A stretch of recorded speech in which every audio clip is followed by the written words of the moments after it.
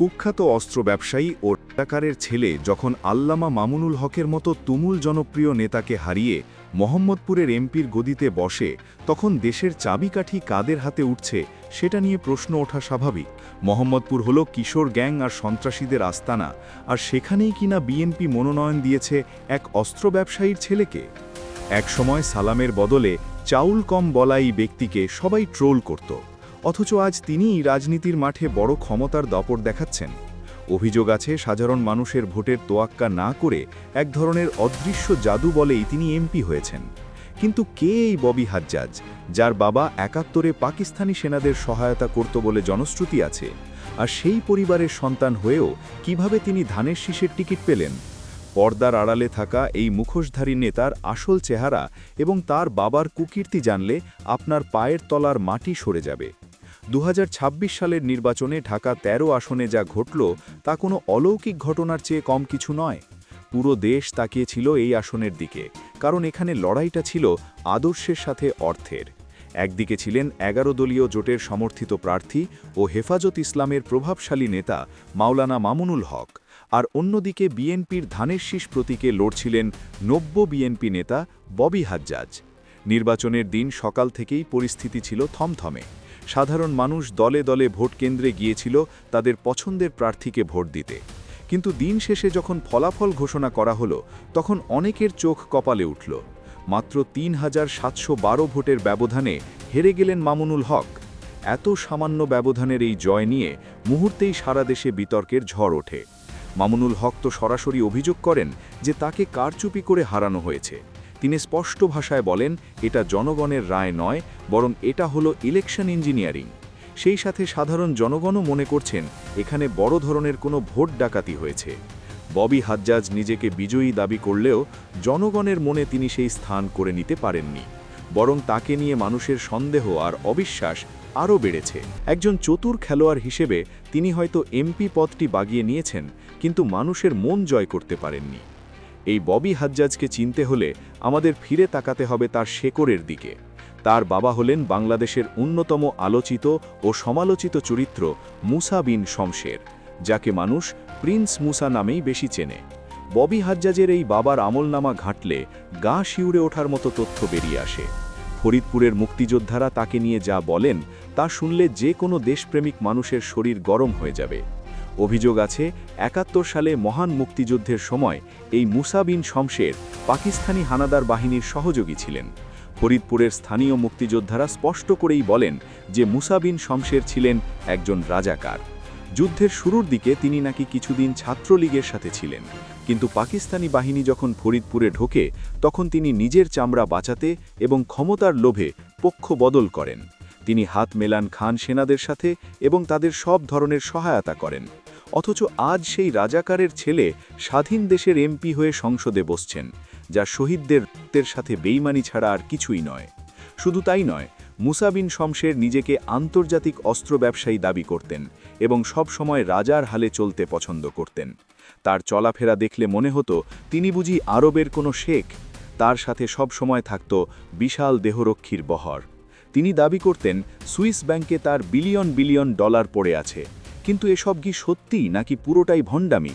তখনকার বাংলাদেশের গোয়েন্দা পুলিশ বা ডিবি তাকে একবার জিজ্ঞাসাবাদের জন্য ডেকেছিল। জিজ্ঞাসাবাদের পর ডিবি কর্মকর্তারা তাকে ফাঁপা মানুষ বা হলো ম্যান হিসেবে আখ্যায়িত করেছিলেন। অর্থাৎ বাইরে তার যত চাকচিক্য আর হম্বিতম্বি, তার পুরোটাই আসলে ভুয়া। তার এই ধনী হওয়ার গল্প আর সুইস ব্যাংকের টাকার পাহাড় আসলে মানুষের চোখে ধুলো দেওয়ার এক অভিনব কৌশল ছাড়া আর কিছু নয়। তিনি একজন মুখোশধারী প্রতারক, যিনি অর্থের মিথ্যা ফানুস উড়িয়ে মানুষকে বিভ্রান্ত করেন। এখন প্রশ্ন হলো, বাবার এই কলঙ্কিত ইতিহাস থাকার পরেও ছেলে কিভাবে রাজনীতিতে এত দাপট দেখায়? বাবার টাকার গরম আর মিথ্যে আভিজাত্যই কি ববি হাজ্জাজের রাজনীতির মূল পুঁজি? তবে ববি হাজ্জাজও নিজেও কম যান না। তিনিও বাবার মতোই একজন চতুর খেলোয়াড়। তার রাজনৈতিক কেরিয়ারের দিকে তাকালে দেখা যায় তিনি কতটা সুবিধাবাদী। যখন যেখানে সুবিধা দেখেছেন তিনি সেখানেই ভিড়েছেন। তার রাজনৈতিক গুরু ছিলেন জাতীয় পার্টির প্রয়াত চেয়ারম্যান হুসেইন মোহাম্মদ এরশাদ। একসময় তিনি এরশাদের বিশেষ উপদেষ্টা ছিলেন এবং তার চামচা হিসেবেই পরিচিত ছিলেন। এরশাদের অসুস্থতার সময় যখন দলের সিনিয়র নেতারা চুপ ছিলেন, তখন ববি হাজ্জাজ মিডিয়ার সামনে এসে নিজেকে জাহির করতেন, কিন্তু বেশি দিন তিনি সেখানে থাকেননি। এরপর তিনি নিজেই একটি দোকান খুললেন, যার নাম দিলেন এনডিএম বা জাতীয়তাবাদী গণতান্ত্রিক আন্দোলন। কিছুদিন সেই দলের চেয়ারম্যান হিসেবে ভাব নিলেন, কিন্তু যখন দেখলেন নিজের দলে থেকে এমপি হওয়া যাবে না, তখন তিনি আবারও ডিগবাজি দিলেন। যে বিএনপির সাথে তার কোনো আদর্শিক মিল নেই, সেই বিএনপিতে যোগ দিয়ে তিনি ধানের শীষ প্রতীক নিয়ে নিলেন। এটাকে রাজনীতির ভাষায় ডিগবাজি বা সুবিধাবাদ ছাড়া আর কি বলা যায়। কিন্তু তার এই ডিগবাজির চেয়েও ভয়ঙ্কর তথ্য হল মাস্তানদের সাথে তার গোপন যোগাযোগ। নির্বাচনের ঠিক আগেই রাজধানীর মোহাম্মদপুরে সেনাবাহিনীর এক বিশেষ অভিযানে শীর্ষ মাস্তান ফরিদ আহমেদ বাবু ওরফে এক্সেল বাবু সহ 4 জন গ্রেফতার হয়। এই এক্সেল বাবু মোহাম্মদপুরের ত্রাস হিসেবে পরিচিত। আতঙ্কের বিষয় হল, এই শীর্ষ মাস্তান এক্সেল বাবুর সাথে ববি হাজ্জাজের একাধিক ছবি ভাইরাল হয়েছে সামাজিক যোগাযোগ মাধ্যমে। ছবিতে দেখা যায় তারা খুব ঘনিষ্ঠ অবস্থায় হাসাহাসি করছেন। একদিকে ববি হাজ্জাজ তার নির্বাচনী প্রচারণায় মোহাম্মদপুরকে সন্ত্রাসমুক্ত করার কথা বলে বেরিয়েছেন, আর অন্যদিকে তলে তলে তিনি সেই মাস্তানদের সাথেই হাত মিলিয়েছেন। এটা তার দ্বিমুখী চরিত্র আর ভণ্ডামির এক নিকৃষ্ট উদাহরণ। জনগণ প্রশ্ন তুলছে, যে লোক মাস্তানদের সাথে ছবি তোলে, সে এমপি হলে এলাকা কি সন্ত্রাসমুক্ত হবে, নাকি সন্ত্রাসীরা আরও বেপরোয়া হয়ে উঠবে? এছাড়া ববি হাজ্জাজের আরেকটি পরিচয় জানলে আপনারা আরও অবাক হবেন। তিনি শুধু বিএনপির এমপিই নন, তিনি আওয়ামী লীগের অত্যন্ত প্রভাবশালী নেতা শেখ ফজলুল করিম সেলিমের আত্মীয়। ববি হাজ্জাজের বোন ন্যান্সির বিয়ে হয়েছে শেখ সেলিমের বড় ছেলের সাথে, অর্থাৎ শেখ পরিবারের সাথে তার আত্মীয়তার এক শক্ত বন্ধন রয়েছে। রাজনীতির মাঠে তিনি বিএনপির ধানের শীষ নিয়ে নির্বাচন করলেও পর্দার আড়ালে তাহলে কি আওয়ামী লীগের সাথেও তার কোনো গোপন সমঝোতা আছে? অনেকেই মনে করেন এই আত্মীয়তার জোরেই তিনি সব সরকারের আমলেই ধরাছোঁয়ার বাইরে থাকেন। তার বাবা মুসা বিন শমশের যেমন ক্ষমতার পালাবদলে সব সময় নিরাপদ থাকেন, তেমনি ববি হাজ্জাজও 2 নৌকায় পা দিয়ে চলা এক ধুরন্ধর ব্যক্তি। জনগণ মনে করে মোহাম্মদপুরে তাকে মনোনয়ন দেওয়া এবং জিতিয়ে আনার পেছনে হয়তো বড় কোনো রাজনৈতিক খেলা কাজ করেছে, যেখানে সাধারণ মানুষের ভোটের কোনো তোয়াক্কা করা হয়নি। একজন রাজাকারের সন্তান এবং মাস্তানদের বন্ধু যখন রাষ্ট্রের গুরুত্বপূর্ণ পদে বসে, তখন সাধারণ মানুষের নিরাপত্তা বলে আর কিছু থাকে না। মোহাম্মদপুরের মানুষ ভেবেছিল তারা একজন সৎ ও যোগ্য নেতা পাবে, কিন্তু তারা পেয়েছে এমন একজনকে যার শেকড়ে আছে ৭১-এর বিরোধিতায় এবং যার ডালপালা ছড়িয়ে আছে দুর্নীতির অন্ধকারে। তবে নির্বাচনের ফলাফল ঘোষণার পর থেকে এখন পর্যন্ত মোহাম্মদপুরের পরিস্থিতি থমথমে। মামুনুল হকের সমর্থকরা এই ফলাফল এখনও মেনে নিতে পারছে না। তারা মনে করে এটা স্পষ্ট ভোট ডাকাতি। মাত্র ৩,০০০ ভোটের ব্যবধান দেখিয়ে একজন জনপ্রিয় নেতাকে হারিয়ে দেওয়াটা কোনোভাবেই গ্রহণযোগ্য নয়। ববি হাজ্জাজ হয়তো কাগজে কলমে এমপি হয়েছেন, কিন্তু তিনি কি মানুষের হৃদয়ের এমপি হতে পেরেছেন?